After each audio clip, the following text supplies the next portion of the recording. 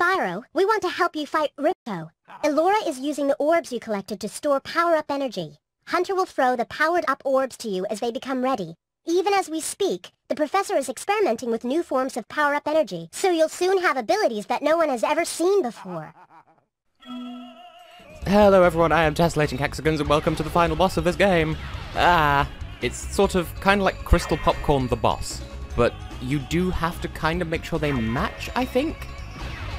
It's sort of like Twin Rover from an Ocarina of Time and or Master Quest. Hunter, stop this. Oh, apparently they just change colour to match the, okay, never mind, they don't have to match. Well, that's okay, I was being a bit too generous then. So you get a temporary Super Flame power-up if the last one you collect is red. There are, I believe, 3 types of orb overall. There's red, green, and blue, which we haven't seen yet. And, you stop that. I'll take that, thank you. When did he even get 2 orbs? No. You stop. You behave. Also, could someone mind dropping a healthy? I would like to be healthy, thank you. Oh. That's how he's got 2 orbs. They just carried over from the previous time. Well, I got a healthy. I lost my healthy. Well, it's nice that you can at least stun him, which is helpful. But stop using the thing. We're supposed to be going home using that power crystal. Also, I'm still slightly askew from the previous episode where, oh, he's chasing me with stuff. He's fast. He's doing it quickly now. Yeah, you stop that. So, green gives us these weird exploding projectiles that technically count as Super Flame, I guess? I would like a new healthy, thank you. I am being a bit careless with not picking up the orbs because I'm trying to restore health. Also, we got one of every color, which doesn't really make any difference. It's just, like I said, it just changes to match the last color that you got. Did that kill him? I believe so. Okay, so he's been killed, but there's phase 2. Robot Gulp, which, I mean, why don't you just use this from the beginning if it can be programmed to suit your every need? Now, I do believe that these different phases are technically checkpoints, so if you die, this is where you come back to at this point. Also, Hunter, could you improve your aim and, like, not drop the power-ups on the opposite end of the field? That would be helpful. Obviously, at this point, you sort of can't flame him to get him to fuck off away from the orbs you're trying to pick up. And it's not... Oh, we got an extra life just completely at random. That's a thing that can indeed happen. So, obviously, it's kind of a bad idea to let Ripto get the orbs, but... You stop. You stop with your nonsense. A lot easier to just...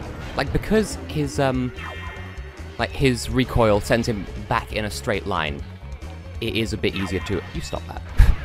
Once again, the underwhelming actions. Oh, we got 3 blues, so now we can do the maximum blue. Except... Oh, blue is supercharged. You would have thought it would be freeze, but no, that's poorly telegraphed. I actually didn't realise. I'd forgotten. It's been a long time since I've got 3 blues. Huh. And he's definitely building up to something, so can I just... Sparks? Oh, you fooled me for a second there. You made it look like I had an extra life, and I didn't. Which would have recharged me completely. Laser! Laser! Laser! You stop this. Cease. You know, cease. Like, it doesn't help that it's listed on screen as Super Flame. Like, that's not Super Flame, that's my legs going Super Flame. And you stop trying to eat me. Honestly, so inconsiderate in the schedule of our daily lives where we enjoy this delicious, tasty banana. Well, maybe you're the banana who's being delicious and tasted. What do you think of that? Rip-tick-goodle. Also, there are a couple of sheep over here and I would like to consume them. They're over here now. Sheep, must you dissolve? And another one. And another one. Okay, we're back up to full. How convenient. I'll just let him take that because it's easier than getting all up in his hitbox. I believe this one makes him spurt lout a demon. And just sort of goes choo-choo for a while. Because, you know, choo-choo go. Where did that last orb go? Did he just consume it? Oh, it was just there. Oh, good, supercharge. Well, you can just see he's in negative health. That's always good to see. Top programming right there. So you would have thought he'd be dead now, because now there's gold orbs. This is gonna be fun. He just turned a gold orb into a bird for some reason. So yeah, gold orbs are flight. For some reason. Also, finally we get the loop-de-loop from the previous game. You know, when you beat a speedway flight level, you do the loop-de-loop at the end, and you could also press buttons to do that. Also, the platform is gone. That's worrying. But now we have, you know, we have help from Metropolis in the form of a combination power-up. You know, a combination Taco Bell and Pizza Hut. Also, I'm completely missing. I'm not entirely sure what my beef is. I guess we should be aiming for Ripto and not the bird. That would probably help. There we go. Now that I'm actually shooting correctly, everything is actually making progress. Funny how I consider that I've already won, simply because, okay, I took my first fucker damage there, but I'm gonna start saying this boss isn't hard, and that's when I'm gonna start losing, but in the last episode, I did what I consider to be the hardest thing in this game. So now that that's done, we've got every orb in the game, I consider that to be my ultimate victory. So, even though we've not technically beaten the boss yet, and in fact we're at level peggings at this point, but, you know, oh, never mind, I won, but still. My real victory was beating Agent Zero. But that's it. I think that's Ripto's formal death until his reappearance in other games. But hey, we did the thing. Yay! Woohoo! Yay! Only took me like 6 minutes. Woo!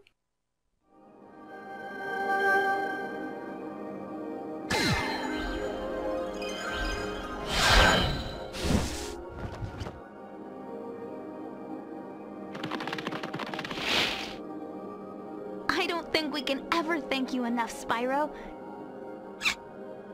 I suppose you have to go now? Yeah, I'd better. They'll be missing me in the Dragon Worlds, and I've still got a vacation to take. I need it more than ever now. Before you go, I think that Moneybags has something he wants to give you. I most certainly do not. Hunter?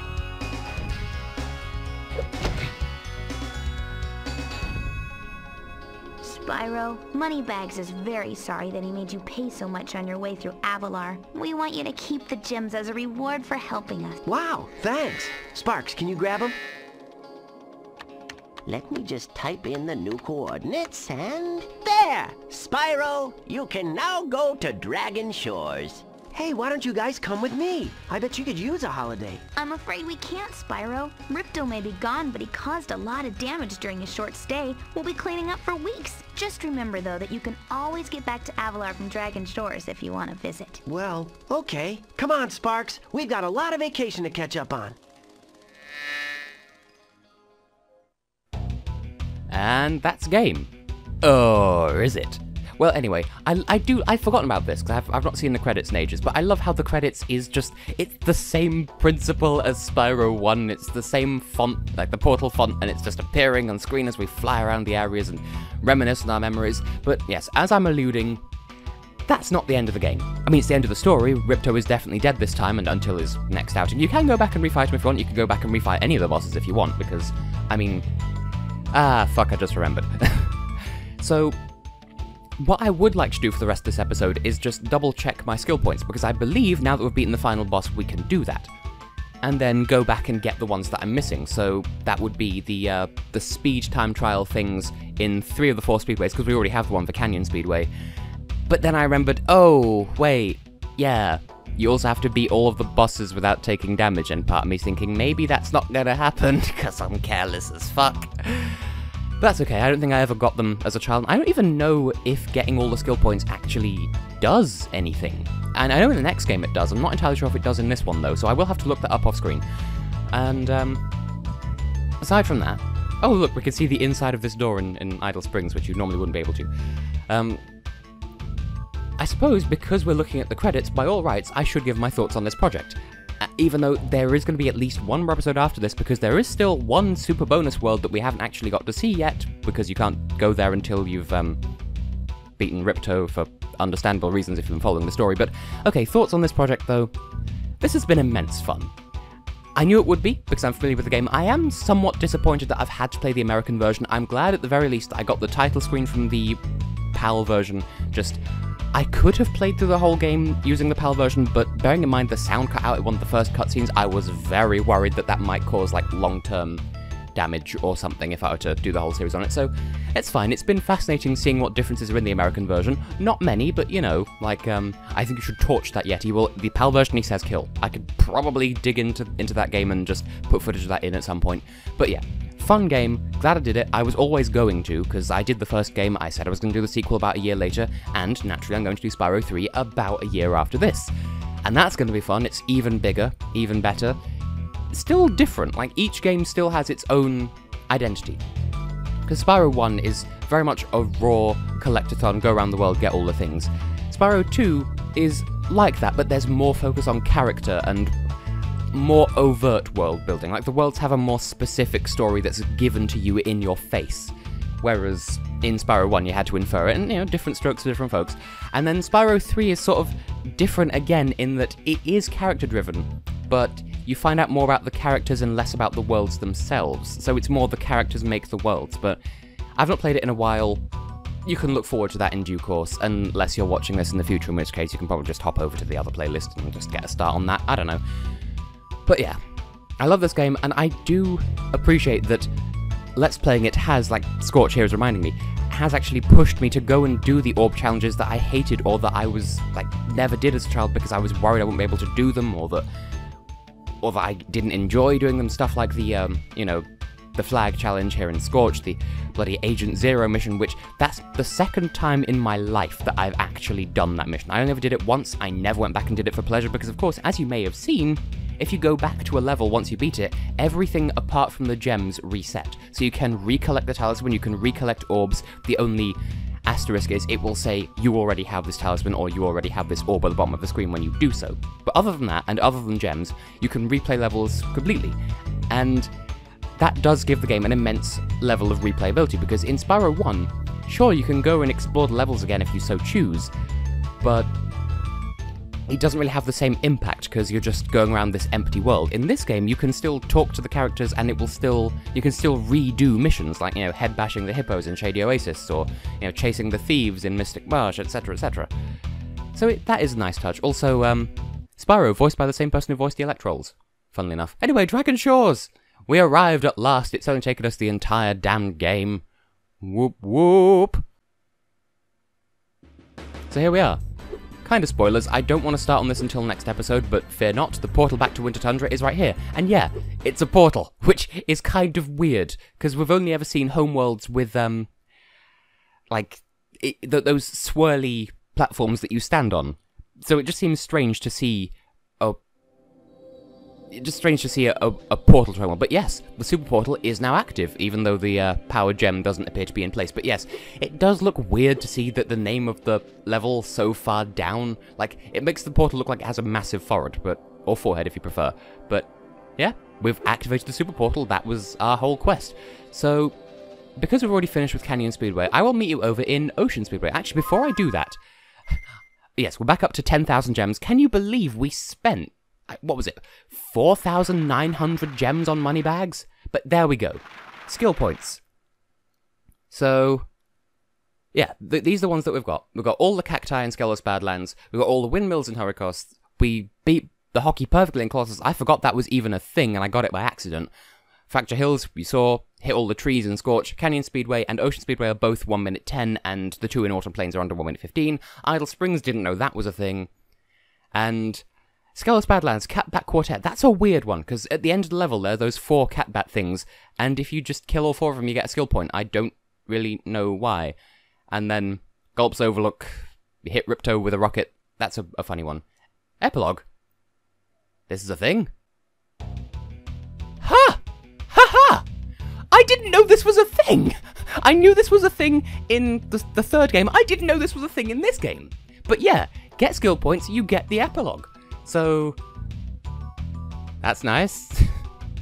Protection of Abused Monsters Petting Zoo. Pam. That is adorable. Also kind of referenced in the next game, kind of not. Ha! How are you still alive, Ripto? You got burned to death. Also Dragon. Hello, Dragon. Oh dear. I mean, that the Aquaria Tower's Robo-Sharks are rather, you know, but you know. Understandably. God, moneybags. Swindling us of nearly half our overall muns. That's who he looks like. Fucking hell, I knew he was supposed to look a little bit like Arnold Schwarzenegger, but for years I'm just like, hang on a minute, this looks like someone else. Of course he looks like those two. Perfect, match made in heaven, now fuck off. And, yay! They did say they were going to. Epilogue, love it. A hot tub party, that's still slightly worrying considering he's a chef. And kind of spoilers, but yeah, there is a tunnel of love in Dragon Shores, that's where that is, we'll get to that in due course. That's cute. I'm also glad he's not dead, but that is cute. Oh wow. Like, this looks like deviant art, like bad fan art, but like, you know, the sheep are a little angry, but like, okay, well fair enough, we have been killing you all game just for the sake of healthies. The end. That's cute.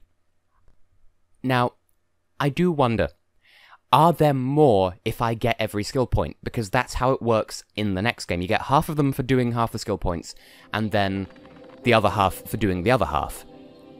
So now I will meet you over at Ocean Speedway so that we can start work on getting the other skill points. Haha, this is gonna be fun. Now the inconvenient thing with the skill points is the Atlas doesn't tell you which ones you're missing. So you do just kind of have to get a feel for what you need to do for these skill points. So this may take several attempts on my part, and I will absolutely own that because Speedway's never been my strong point. Especially when there's supercharging involved. I don't even know what the optimal route through here is. But then, I ranted about that before. But this seems like it's logical, so clearly we're gonna have a fun time. Yeah, well, here are the boats. We haven't even started on the arches yet. You could just stand on one of those ramps, I guess, and wait for the boats to come to you. That would seem like a much better use of time. I guess I'll do that then. Because you can't get a fail unless you land in the water, so it'd probably be an even better use of time to fly around this route backwards, bearing in mind we have, like, 20 seconds to get 4 of them and all the arches, so I'm probably not going to do it on this attempt, but this is a proof of concept, okay? Okay, we now have 10 seconds to get through all the arches. It's not going to happen. So weird how, Canyon Speedway is actually the easiest to get the skill point. Oh, there's the rest of the arches. Well, like I said, proof of concept, this is how I'm finding the correct route through. Meh. But looking at the thing at the bottom of the screen, it looks to me like I should find a way to get to the arches immediately after doing the rings. And this should tell me where the first arch is. I feel like I did this bit backwards. That'll lead me to the boats. Okay, that is a bit of a weird route to take. But I get it. I feel you. I'm smelling what you're stepping in, game. So, I will meet you in just a moment.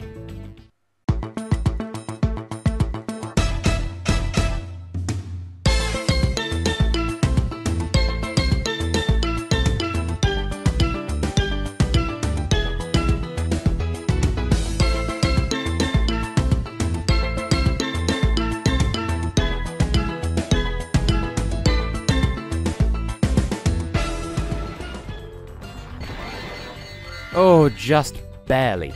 Wow. But yeah, who would think to take that random left turn to start on the arches? Wow. Anyway, I will see you over in Metro Speedway. Once again, I have no idea what the optimal route through here is, but hey, that's why I'm here now, to see if I could do it in under 1:15. Also, it may please you to know that our skill points now span 2 pages. So it just seemed that, coincidentally, we had just so happened to, amass enough skill points to fill an entire page, which is probably where we got the first set of epilogue from. You probably have to complete an entire page, which is what I did, so here we are. Now, I did make an observation when I did the Speedway the first time, when I was editing it, and that's completely gone out of my brain, so I don't know what the optimal route through is. If you find that, in theory getting the skill point shouldn't be that difficult, but hey. Luckily, these guys have very forgiving hitboxes. Now, I would have thought, go through there, but we just came through there, so go through here? Nope, the arrows are pointing the wrong way. Then what is the route? How make go indeed. Well, let the records show that I'm doing my best. But luckily, the two Autumn Speedway Speedways... the Autumn Plains Speedways, yes, I know I missed one, never mind. The Autumn Plains Speedways have slightly more forgiving skill points to the tune of 5 seconds, but that's not gonna be enough. Right, where is this relative to that? Right, okay. So I need to do the pigeons and then go clockwise? What do you want me to do? I'll see you in a moment.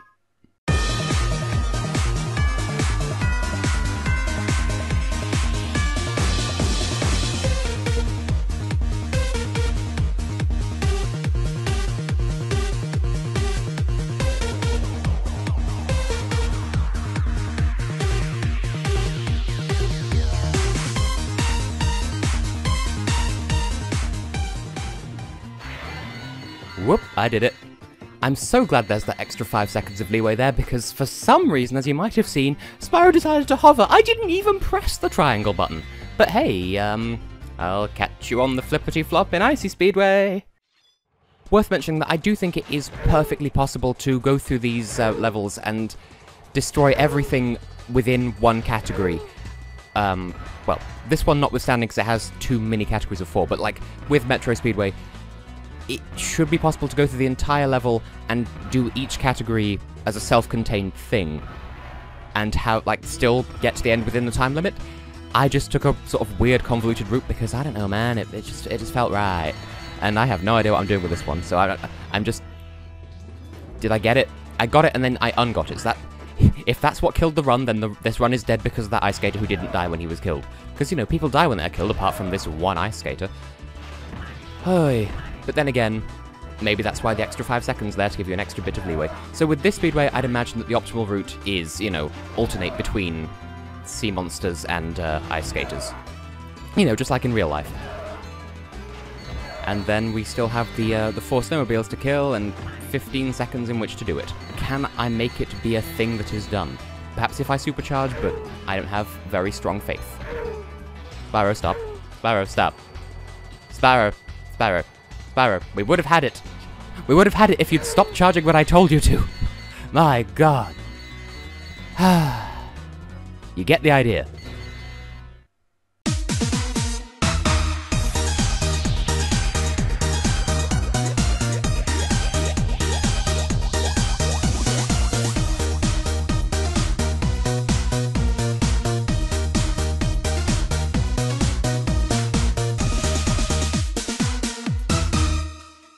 I could probably take this bit a leisurely stroll at this point, because that was a surprisingly good run. I'm gonna beat this in 1 minute 10, never mind 1 minute 15. Whoop whoop, that actually wasn't that difficult as long as you just don't bad. So, yeah, that's every skill point in the game that I intend to get. I may at some point go back and try to get the no-hit runs of the bosses, but judging by my performance against Ripto, I don't think that's going to happen. But I'll give it a good old college try, is that a thing that you people say? So, we'll give one last look at the guidebook. So, yes, skill points. We have all the Speedway skill points, which I didn't think I'd be able to do, but hey-ho. And then there's a second page. So, there are 3 more. One for each Ripto. One for each boss fight, rather. I may get those, I may not. In the next episode, we will head to Dragon Shores and find out what the crack there is. I have been and will continue to be Tessellating Hexagons, and I'll see you then, and maybe we'll find something there that will make the boss fights a bit easier? We'll have a see. We will have a see. See you then.